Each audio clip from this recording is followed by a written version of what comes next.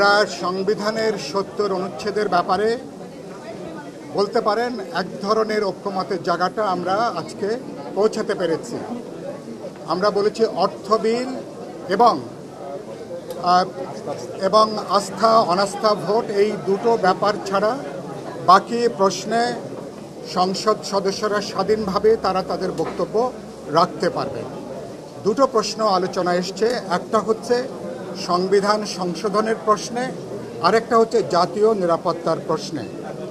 এই দুটো প্রশ্ন যেসব দল মনে করেন এগুলো বাকি দুটোর সাথে যুক্ত করা দরকার, তাদের দলের নির্বাচনী ম্যানিফেস্টোতে তারা এটা যুক্ত রাখতে পারবেন।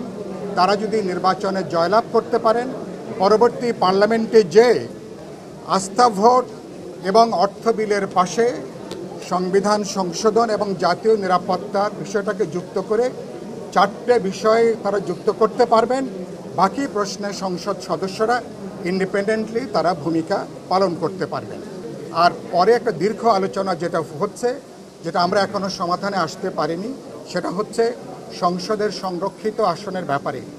একটা ব্যাপারে মোটামুটি অধিকাংশ রাজনৈতিক দল একমত হয়েছেন, বিদ্যমান যে 50টা যে সংসদীয় আসন সংরক্ষিত আছে পার্লামেন্টে নারীদের জন্য, সেটাকে 100তে সেটাকে উন্নীত করা। এটা মোটামুটি বলতে পারেন অধিকাংশ দল তারা এক ধরনের চিন্তার ঐক্যে তারা এখন এসছেন। সংবিধানের ৭০ নম্বর অনুচ্ছেদের ক্ষেত্রে বিভিন্ন রাজনৈতিক দলগুলো চারটি বিষয়ে যে প্রার্থীরা যেন নিজ দলের বিরুদ্ধে ভোট দিতে পারে না, তার মধ্যে দুটো বিষয় ঐক্যমত পোষণ করেছে। চারটি বিষয় আলোচিত হয়েছে। একটি হচ্ছে যে অর্থ বিল, আস্থা বিল, জাতীয় নিরাপত্তা, সংবিধান সংশোধন। কিন্তু অনেকেই বলেছে যে বাংলাদেশে এই পর্যন্ত যে কয়েকবার সংবিধান সংশোধন হয়েছে অনেকটা দল এবং ব্যক্তির স্বার্থে, কাজে এই ক্ষেত্রে এখানে পাশ করা ঠিক হবে না। জননিরাপত্তা বা জাতীয় নিরাপত্তার ক্ষেত্রে অনেকে দ্বিমত পোষণ করেছে। আমাদের দল থেকেও যেই দুইটা চিঠিতে উল্লেখ করা হয়েছে অর্থ বিল এবং আস্থা ভোট, এই দুটো জায়গায় আমরা একমত পোষণ করেছি। 2 নম্বরে জাতীয় সংসদে যে 50টি স্থায়ী কমিটি, সংসদীয় কমিটি থাকে, সেই কমিটিগুলোতে আনুপাতিক হারে 50% বিরোধী দলের প্রতিনিধিত্ব দেওয়ার কথা হয়েছে, 4টি গুরুত্বপূর্ণ কমিটি সহ। সেটি তো সব রাজনৈতিক দলই মোটামুটি একমত পোষণ করেছে।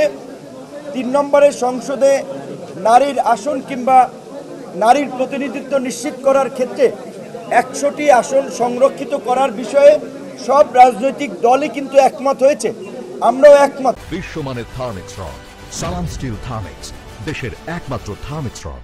৭০ অনুচ্ছেদ সংস্কারের প্রশ্নে দুটি ব্যতিক্রম বাদে, অর্থাৎ সংসদের সরকার গঠনের আস্থা ভোট এবং বাজেট, এই দুটো বিষয়ে ব্যতি রেখে বাকি সকল প্রশ্নে সবাই ভোট দিতে পারবেন, এ বিষয়ে একটা ঐকমত্য তৈরি হয়েছে। তবে আরও বেশ কয়েকটি দলের প্রস্তাব ছিল যে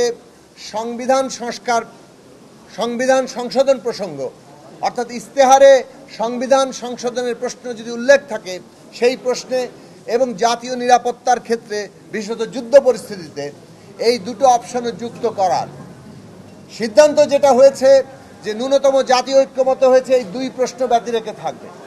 এখানে ডিসেন্ট ভয়েস কিংবা ভিন্নমত হিসেবে অ্যাপেন্ডিক্স হিসেবে জাতীয় সনদে ওই দুটো পয়েন্টও লেখা থাকবে।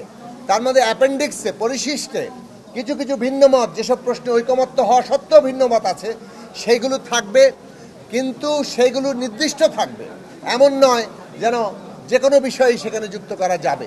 নারীর আসন, সংরক্ষিত আসন 100 হওয়া দরকার, এ বিষয়ে মোটামুটি ঐকমত্য তৈরি হয়েছে।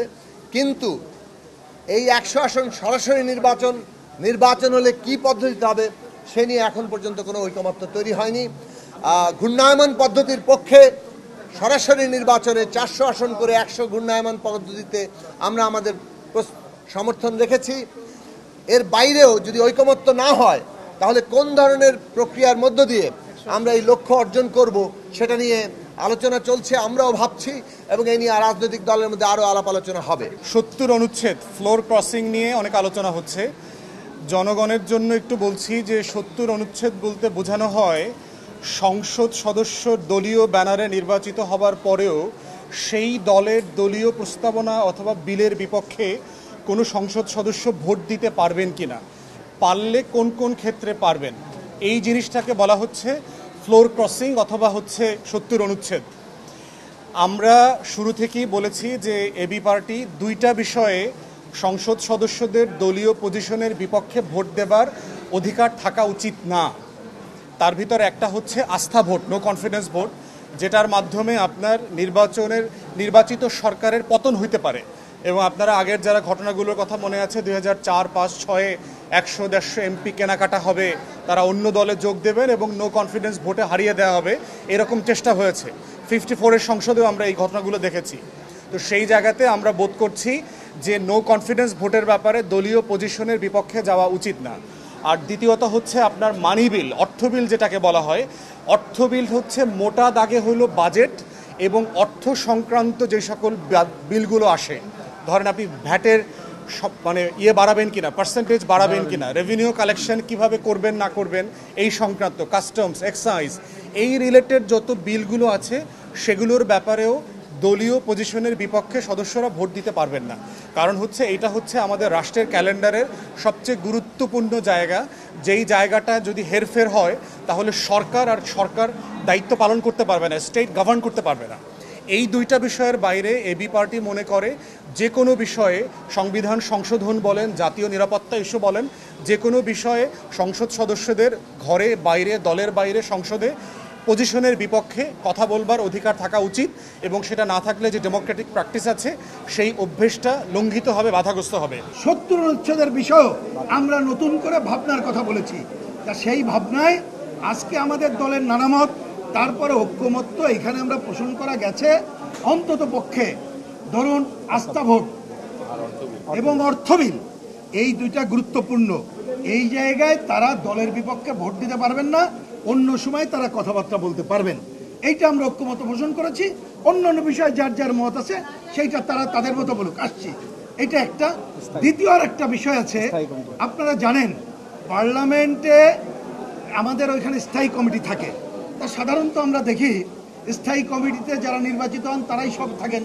এইখানে আমরা একটা আলোচনা আমরা ঐক্যমত্য হয়েছি যে সংখ্যামূর্তিক পদ্ধতি অনুযায়ী এইখানে ওই স্থায়ী কমিটির সভাপতি নির্বাচিত হবেন, কয়েকটা জায়গায় সুনির্দিষ্ট করা সহ। তা আমরা মনে করি বামপন্থীরা এইটাও, এই যে ভোটের গণতন্ত্র, সংসদীয় গণতন্ত্রের দ্বারাই এক ধাপ অগ্রগতি। কিন্তু এইটা একটু দুঃখের সাথে বলতে হচ্ছে, নারী আসন, আমরা কিন্তু নারী আসন নিয়ে এই বামপন্থীরা যেদিন থেকে কাজ শুরু করেছি, এমনকি বাংলাদেশের কমিউনিস্ট পার্টি, যেটা জানেন বামপন্থী পুরনো দল, 1972 সালেই আমরা বলেছিলাম, 72 সালে খেয়াল করেন, 18 অক্টোবর আমরা লিখিত বলেছিলাম বাস্তবকরণে নারীদের সংরক্ষিত আসন থাকতে হবে এবং সরাসরি ভোট হইতে হবে। ওই ধারাবাহিকতায় বামপন্থীরা দীর্ঘদিন লড়াই করছে।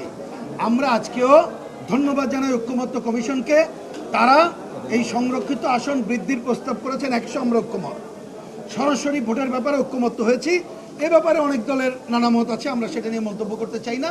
আমরা এখনো পর্যন্ত এটা পৌঁছাইতে পারিনি যে এইটা কীভাবে এটা সম্পন্ন হবে, এটা আলোচনা চলছে। আমি আশা করি যে ব্যাপারে অধিকাংশ দলের মতামতকে গ্রহণ করে আমাদের দেশের নারী সমাজ তাদেরকে পেছনে রাখবো না, কিভাবে অগ্রগতির ধারা আনতে পারি সেই জায়গায় আমরা যাব।